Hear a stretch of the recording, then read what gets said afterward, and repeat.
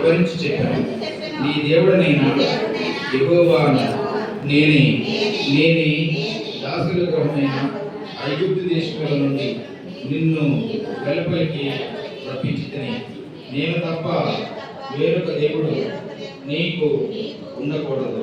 పైన ఆకాశం అందే కానీ, క్రింది భూమి అందే కానీ, భూమి క్రింద నెడయందే కానీ ఉండు దేని రూపమునైనను విగ్రహమునైనను నీవు చేసుకొనకూడదు.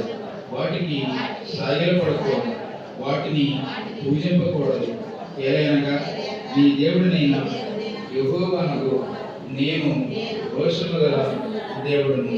నన్ను ద్వేషించు వారి విషయములు 3-4 తరముల వరకు తండ్రుల దోషము కుమారుల మీదికి రప్పించుచు, నన్ను ప్రేమించి నా ఆజ్ఞలు కైకొల వారిని 1000 తరముల వరకు కరుణించువాడై ఉన్నాను. నీ దేవుడైన యెహోవా నామమును వ్యర్థముగా ఉచ్చరింపకూడదు. యెహోవా తన నామమును వ్యర్థముగా ఉచ్చరింపు వారిని నిర్దోషిగా కష్టపడి నీ పని అంతయు చేయవలెను. 7వ దినము నీ దేవుడైన యెహోవాకు విశ్రాంతి దినము. దానిలో నీవైనను, నీ కుమారుడైనను, నీ కుమార్తె అయినను, నీ దాసుడైనను, నీ దాసి అయినను, నీ పశువైనను, నీ ఇళ్ళలో ఉన్న పరదేశి అయినను ఏ పనియు చేయకూడదు. 6 దినములలో యెహోవా ఆకాశమును, భూమియు, సముద్రమును, వాటిలోని సమస్తమును సృజించి 7వ దినమున విశ్రమించెను. అందుచేతను యెహోవా విశ్రాంతి దినమును ఆశీర్వదించి దాన్ని పరిశుద్ధపరచెను.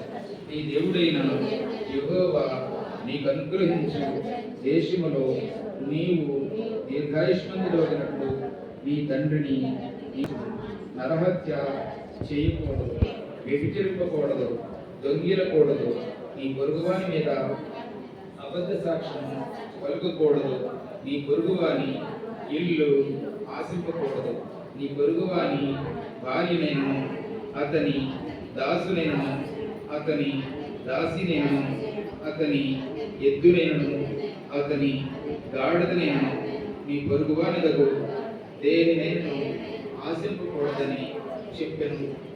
యెహోవా మమ్ము కనికరించు, ఆజ్ఞలను సారించుటకై మా మనసు ముగించు. యెహోవా మమ్ము కనికరించు, ఆజ్ఞలను సారించుటకై మా మనసు ముగించు. యెహోవా మమ్ము కనికరించు. కూర్చుంది.